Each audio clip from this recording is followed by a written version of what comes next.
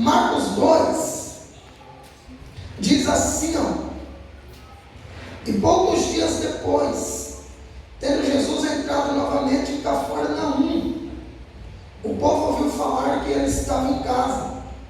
Então muita gente se reuniu ali, de forma que não havia lugar nem junto à porta, e ele lhes pregava a palavra. E vieram alguns homens trazendo um paralítico, carregado por 4 deles, e não podendo levá-lo até Jesus por causa da multidão, removeram parte da cobertura do lugar onde Jesus estava, e pela abertura no teto baixaram a maca em que estava deitado o paralítico. E vendo a fé que eles tinham, Jesus disse ao paralítico: filho, os teus pecados estão perdoados. E estavam sentados ali alguns mestres da lei, e raciocinando em seu íntimo dizia: por que esse homem fala assim? Está blasfemando. Quem pode perdoar pecados senão somente a Deus? E Jesus percebeu logo em seu espírito que era isso que eles estavam pensando, e lhes disse: por que vocês estão remoendo essas coisas em seu coração? O que é mais fácil dizer ao paralítico: os seus pecados estão perdoados? Ou levanta-te, pega a tua maca e ande? Mas para que vocês saibam que o Filho do Homem tem na terra autoridade para perdoar pecados, disse ao paralítico: eu lhe digo, levanta-te, pega a tua maca e vá para casa. E ele levantou, pegou a maca e saiu à vista de todos, que atônitos glorificavam a Deus, dizendo: nunca vimos nada igual. Podemos assentar. Amados,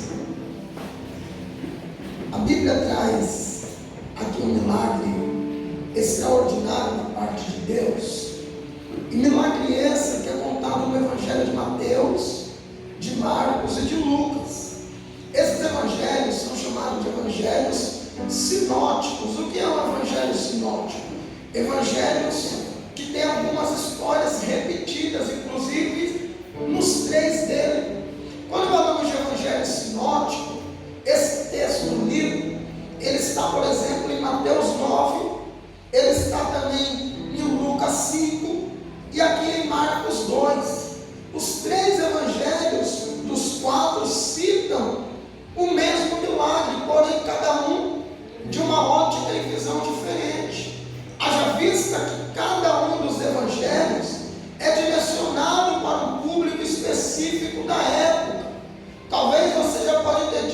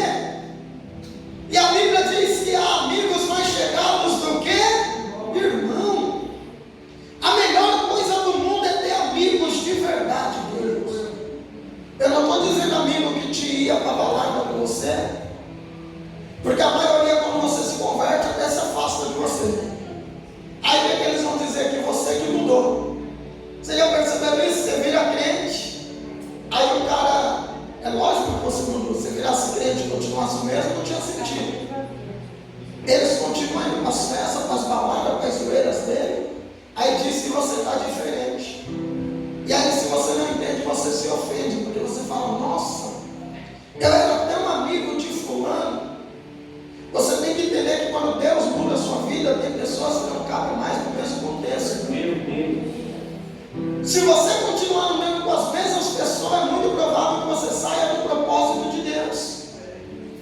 Se você continuar no mesmo ambiente, é capaz que você saia do propósito de Deus. As pessoas que você andava no mundo acrescentou o que na sua vida? A maioria não acrescentou nada. Então é necessário que você entenda que para viver o que Deus tem na tua vida, às vezes Ele vai ter que tirar pessoas, Ele vai ter que tirar coisas. Mas a Bíblia diz que não há quem tenha deixado parentela, casa, pai, mães, bens, que não receba nesta vida 100 vezes mais. Esse homem tem amigos e tem um problema. Eu quero que você entenda que amigo é quem ajuda a resolver os seus problemas. Não te coloque mais. Se você reparar, a maioria das pessoas que tem muita amizade mundana, se você é cristão, a maioria dos conselhos dele é contra a vontade de Deus. Se você tiver um problema e compartilhar com um não cristão, ele vai te dar um conselho não cristão. Esse homem tem um problema e tem 4 amigos. Diga comigo, um problema. Um problema. 4 amigos. Sabe o que é pior? Que às vezes você tem um problema e não tem um amigo que te ajude a sair dele. Pelo contrário, te afunda ainda mais. Eles vieram pentecostal hoje, mas eles aí. Esses 4 amigos. Acabou lá? Vem, volta. Esses 4 amigos, olha que tremendo, eles vão ver a multidão. E amigo é quem te ajuda a enxergar a solução na onde você não está vendo. Porque tem pessoas que tudo já manda você desistir ou abandonar. Ah, tá difícil. Ah, tá complicado. Sai, abandona, larga. Eles vão para a casa de Jesus e a casa está cheia. A casa está cheia. Não dá para entrar. Meu Deus. E eu imagino que muitos talvez já desistiram de estar na presença de Deus por achar que a fila estava grande e nunca ia chegar a vez dele. Sabe o que eu quero lhe dizer? Não importa quantos estão na tua frente, importa o coração desses que estão, porque tem gente que está na frente, mas está só para observar, só para criticar, só para apontar. É por isso que a Bíblia diz: muitos dos últimos serão os primeiros. Deus está olhando para o coração e dizendo: você é o próximo a viver milagre, você é o próximo. Porque a gente pensa que Deus trabalha com a nossa ordem. Lembra da parábola dos trabalhadores? Um trabalhou 12 horas, outro 6, outro 9 e outro 3. Se fosse hoje, vamos supor, paguei R$100 para cada um. Alguém trabalhou 12 horas, se demoniou. Trabalhei mais e esse cara é bem igual eu. Aí Deus fala: acaso você fica triste com a minha bondade? Tipo assim, eu não quero ficar satisfação no que eu faço. Eu pago quando eu quiser para cada um. Eu não te acordei 100, te deu 100, o que você quer questionar? Porque tem gente que está perto e ele acha que só ele é o detentor do milagre. Mas chega alguém depois e a intenção é só estar perto de Jesus para ter a vida transformada. É por isso que tem gente velha de igreja, principalmente igreja muito fechada, tradicional, que ele entrou enfermo e vai morrer doente dentro da igreja.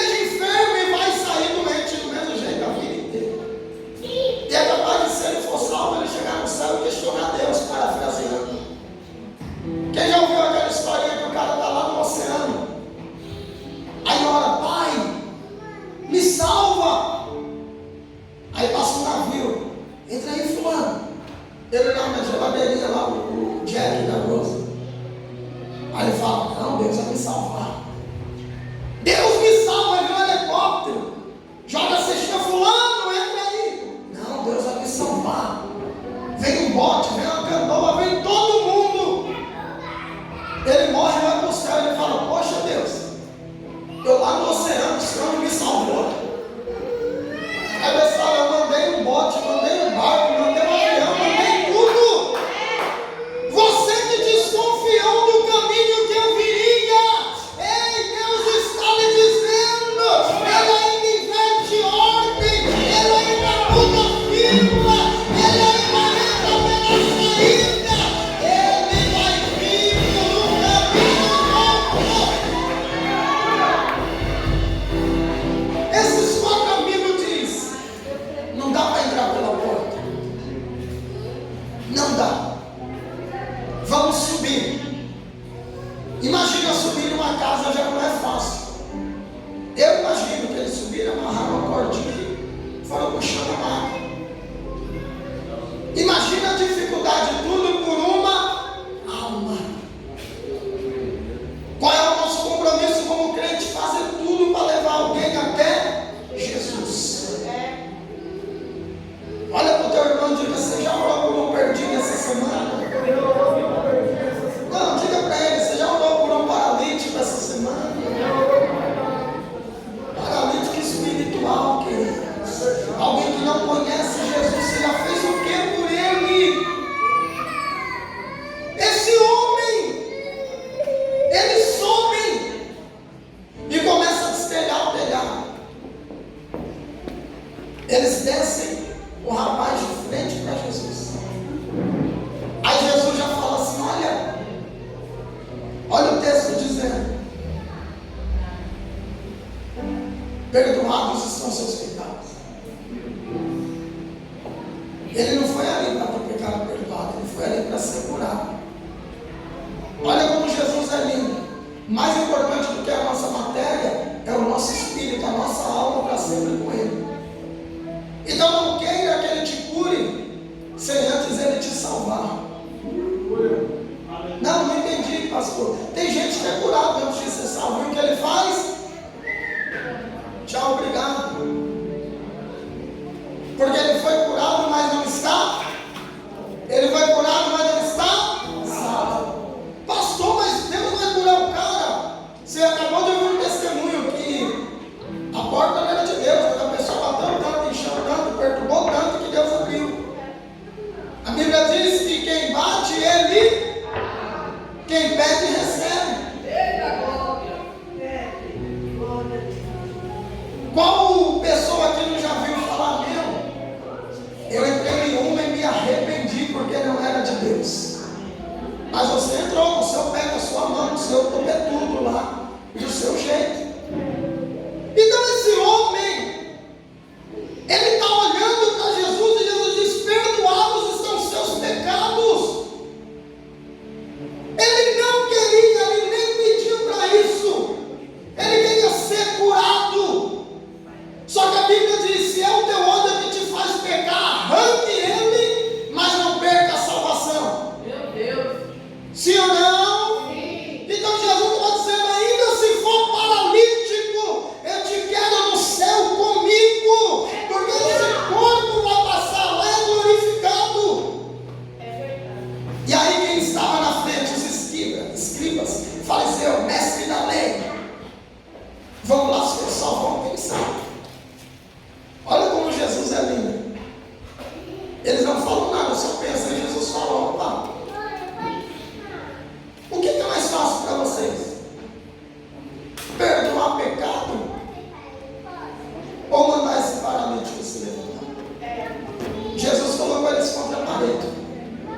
Se eles falassem perdoar pecado, eles iam estar reconhecendo que Jesus era o Filho de Deus. Se eles falassem mandar o paralítico levantar, eles iam estar reconhecendo que Jesus era no mínimo um grande profeta. E eles vão dar o silêncio por resposta. E qual o segredo de 4 amigos? O número 4, ele representa a letra H, tipo hebraico. 4 dentro da Guemará, que é o estudo de cada letra e número hebraico, significa totalidade. A Bíblia nos fala dos 4 seres viventes. Lembra lá de Ezequiel? Rosto de boi, rosto de homem, rosto de leão, rosto de águia. Os 4 cantos da terra, os 4 ventos. 4 nos fala de totalidade. Inclusive, porque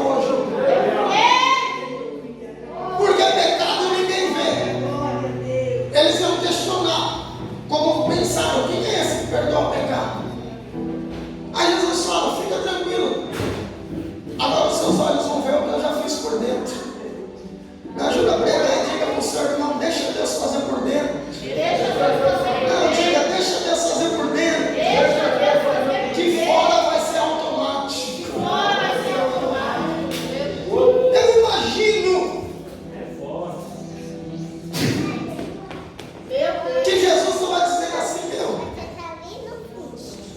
já que vocês duvidam, agora seus olhos vão ver. E aí o texto diz que eles disseram: nunca vimos tal coisa. Pega na mão de um irmão, diga para ele: Deus, não diga Deus, está fazendo algo inédito. Alguém vai ter que dizer: eu nunca vi isso, é algo novo.